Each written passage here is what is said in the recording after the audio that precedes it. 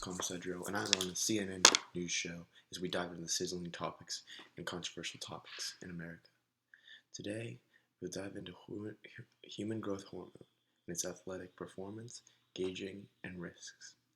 I think this goes back all the way to American history in 1513 when Spanish explorer Juan Ponce de Leon arrived in Florida on the search for the fountain of youth. Although Americans will do whatever it takes, even if it's at the hands of a syringe, to slow the ticking clock of Father Time.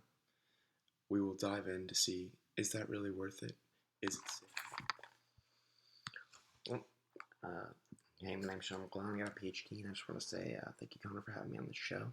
So, me and a couple of my colleagues performed a lab at Harvard, actually, recently, and we discovered a few things, the basics.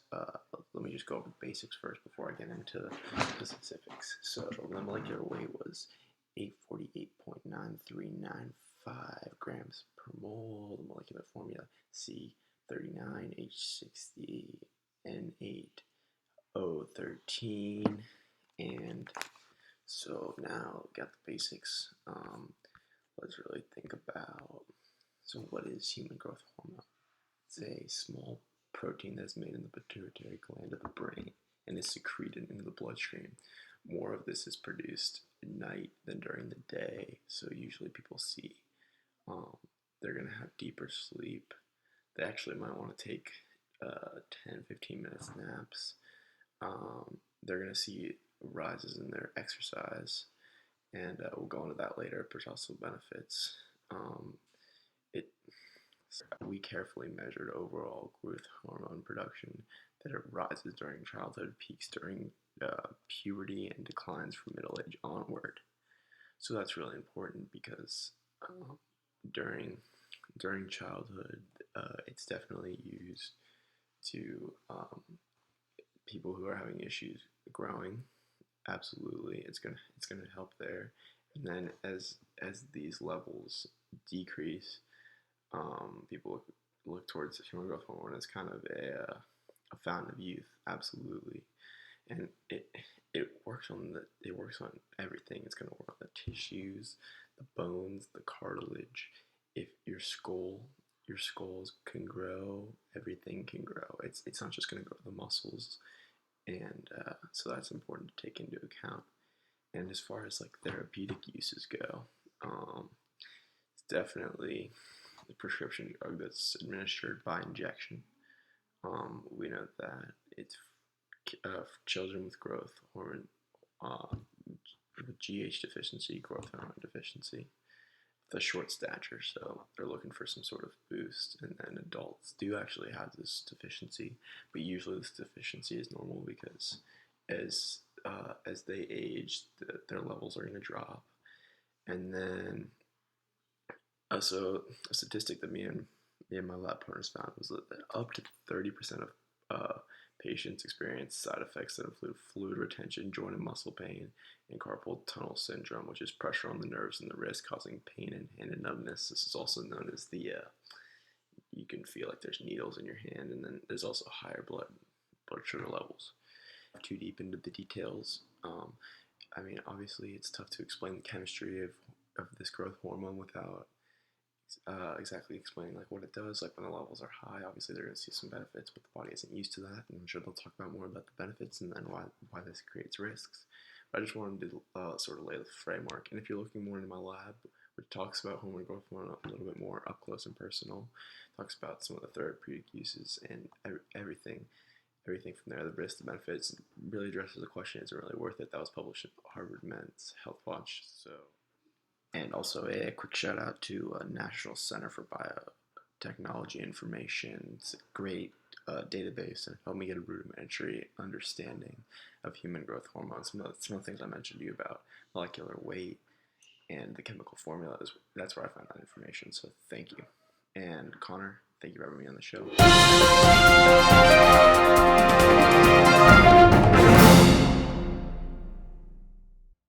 2001, 2002,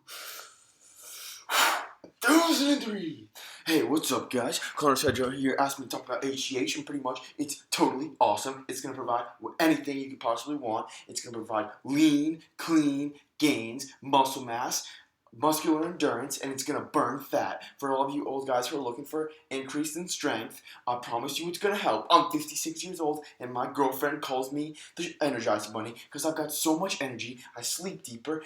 Everything you could possibly want, it's for you. I've even got some science about this. I'm not that good at numbers unless we're talking about my bench press, because that I can count to 1,000 for. Am I right? So pretty much it was a study in California. I brought this calculator to help me out with the math.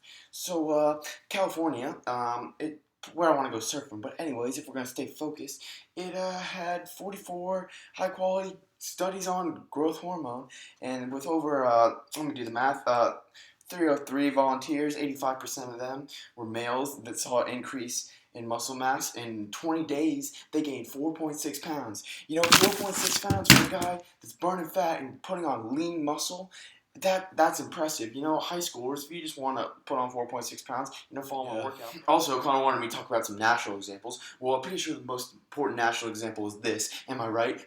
Yeah. Anyways, so we're talking about the maybe Major League Baseball and the NFL, and they're going to talk about these competitive benefits, but are they really worth it? Well, hell yeah, it's worth it. It's total gains. That's what it's all about. It's about competitive factors and being the best that you can be, and this provides you that boost and that success and muscular and performance, and it's just going to overhaul and enhance your life. So to recap, it's going to possibly want from a drug. It's going to give you deeper sleep. It's going to burn fat. It's going to put on lean muscle. It's going to give you gains. We're out. I got to get back to my workout. Thank you so much, guys. Love you.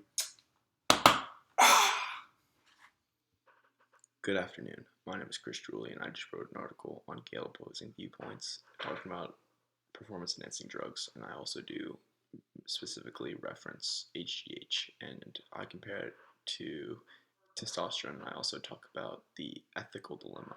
First of all, I find very troubling. So we all know that Barry Bonds, he broke records for hitting home runs while he was using performance-enhancing drugs, specifically human growth hormones. But with this increased muscle mass came an increased shoe size and skull size. That's what HGH does. That's why it's so dangerous. No matter what it is in your body, it's gonna make it grow. In fact, HGH is known to expedite the growth of existing cancer in one's body. Perhaps the scariest side effect. There are others too. HGH is also known for an ironic lack of strength. This comes over time after prolonged use of this drug in the joints, tendons, and ligaments, leading to deterioration. Because of this unnatural drug, there can also be glucose and other deficiencies, leading to type 2 diabetes. Ultimately, I hope that through my research and through others' research, the public can see that although potential athletic performance improvements in muscular endurance and strength, as well as anti-aging results, are potentially offered by human growth hormone, its side effects are irreversible and harmful, possibly leading to failure in the organs and the growth of existing cancer. Ultimately, human growth hormone